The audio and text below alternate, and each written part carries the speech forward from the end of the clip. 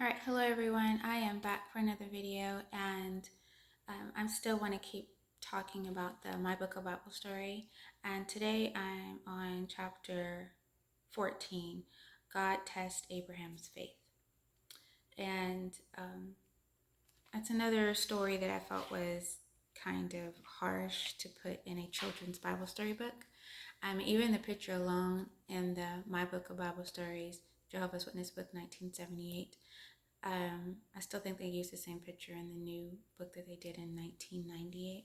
But the picture itself was harsh. It was Abraham standing over his son with the son being bound, and his Abraham's hand over his son's face with him holding a blade as if he's going to do harm to his son, and which looks like a sacrifice. So I thought that was just harsh. Just the picture alone was a harsh setting to even start out. Before you even start reading the story, there's already a harsh picture that is being used in the children's book.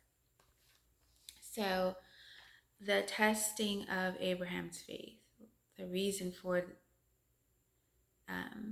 Abraham being asked by God to sacrifice his son is supposed to be a test of faith, a test of loyalty, to see how much he will remain loyal in his love for God. And I never understood that test. So I decided just to do a little research on Abraham himself, just a little based on what the J.W. Org had. And so also when he was in Sodom and Gomorrah, and I looked to see if there was like sacrificing going on then in Sodom and Gomorrah, and based on the Watchtower, the J.W. Org type stuff, there was no sacrificing going on. It was Sodom and Gomorrah was a whole different story of um, um, just a different type of sin, but no sacrificing going on. And then he was living in the land of the Chaldeans, which is an which is, there was no child sacrificing or human sacrificing going on with them either. There was sacrificing where it was the ritual kind with animals and herbs and smoke and things like that, but there was no child sacrifice going on.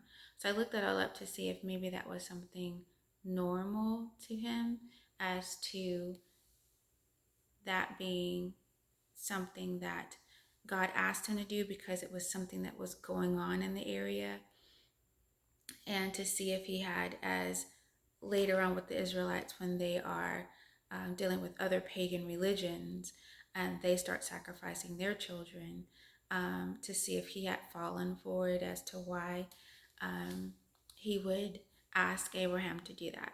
So basically, had Abraham been influenced by the pagans around him to feel the need to sacrifice to his child to him, but God asked him first, asked him to do it.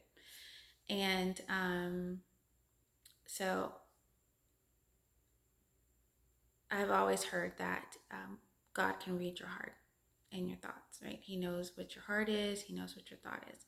So I was like, well, if that's the case, he can read your heart. He can read your thoughts.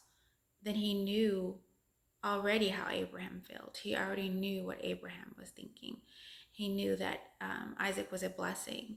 So for instance, his wife, Sarah, when they came to tell her, because it says Jehovah did, the angels showed up, the men showed up, and that Jehovah was having the conversation with him in Genesis, and it was Genesis 18 verses 12 through 15. That's Sarah's part, but starting with 18 was the whole story about I might go back to 17. The whole story about the angels showing up and him asking Sarah to get food together so that they can entertain the angels, and he can have this conversation with God about the fact that Sarah was going to get pregnant and have a baby. So at her, old age. And so Sarah heard the conversation because she was listening, and she giggled to herself, right? Not out loud, but to herself.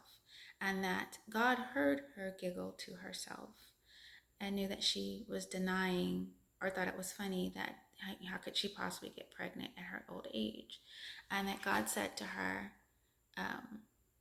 why are you giggling? Basically, why are you doubting me? And she said, I didn't say it. So he heard her thoughts. He was able to read her thoughts and understand, and realize that she giggled. So he had the means to understand what she was thinking about, her true heart, her true thoughts, her true feelings on the situation about her getting pregnant and having a baby. So I went ahead and looked at some other articles that through the Watchtower, jw.org. One of them I came across was the 1971 Watchtower, February 1st, pages 74 through 75. And these articles are about Cain and some about Cain and Abel. So this one says, love for our brother and sisters. And it says, the Bible tells us that God can see what is in our hearts. He knows how we feel deep inside ourselves. He can see what was in our heart. He can see what was in the heart of Cain, and he could see what was in Abel's heart. What he saw in Cain's heart was not good. So the Cain and Abel story, I think we all know. If not, Cain killed Abel, his brother, and these are Adam and Eve's sons. And so the 1971 Watchtower expresses that God can see what's in our heart. So he was able to read Cain's heart to see that he had ill intent toward his brother. He did not have proper love for his brother. So, in essence, he should have been able to read Abraham's heart to see that Abraham had love for him, Isaac's heart, that Isaac had love for him, that his friend, he called Abraham his friend, had love for him. And there was no need to test him to see if he had love for him by putting him through the heartache of having to kill his son, for him to sacrifice his son. So then there's another article, 1999 Watchtower, pages 20 through 23, and it says offering acceptable sacrifices to Jehovah. And then under the heading, choosing different paths, this is paragraph 3. So Jehovah looked primarily at the heart condition of the worshiper, right? So he looked at the heart condition of the worshiper when giving sacrifices. So again, he can see your heart, the condition of your heart. So he could see Abraham's heart. No need to do a test. And then in the same article, which is under a lesson for us. I already said that part.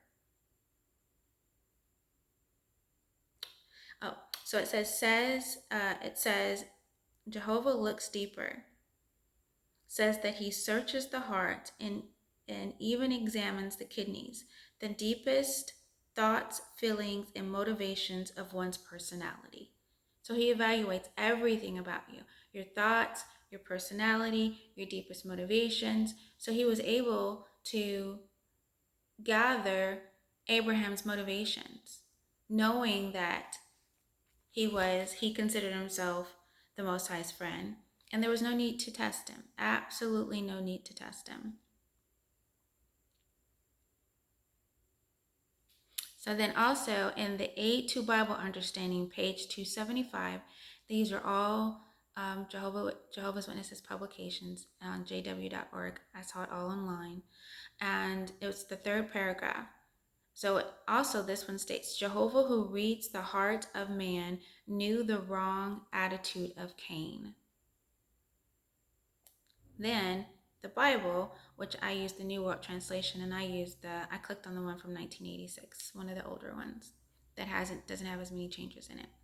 1 Samuel 16:7, man sees what appears to the eyes. Jehovah sees into the heart. So even scripturally, 1 Samuel 16:7 states that Jehovah sees your heart.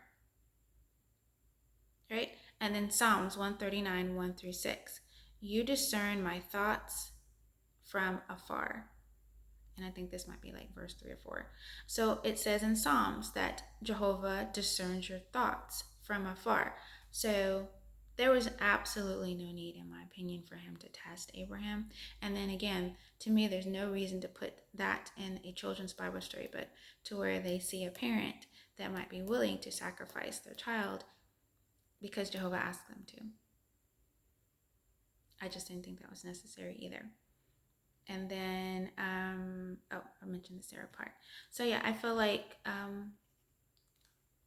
they're stating in their other publications, even previous ones, all the way back to 1971 to current, because the last Bible story book was made in 1998. So I feel like there was absolutely no reason for God to test Abraham. He could read his thoughts. He could read his heart. He could determine his motivations. So again, I think this story particularly was definitely too harsh to be put into a children's Bible story book. And again, if you want to share this with someone who might be considering becoming a Jehovah's Witness or is thinking about leaving, and share this video with them, because I feel like they definitely try to paint a picture through how they tell stories, especially in the children's book. And they put a lot in it that's unnecessary and then leave a lot out. Way too much for the mind of a child. All right, thanks.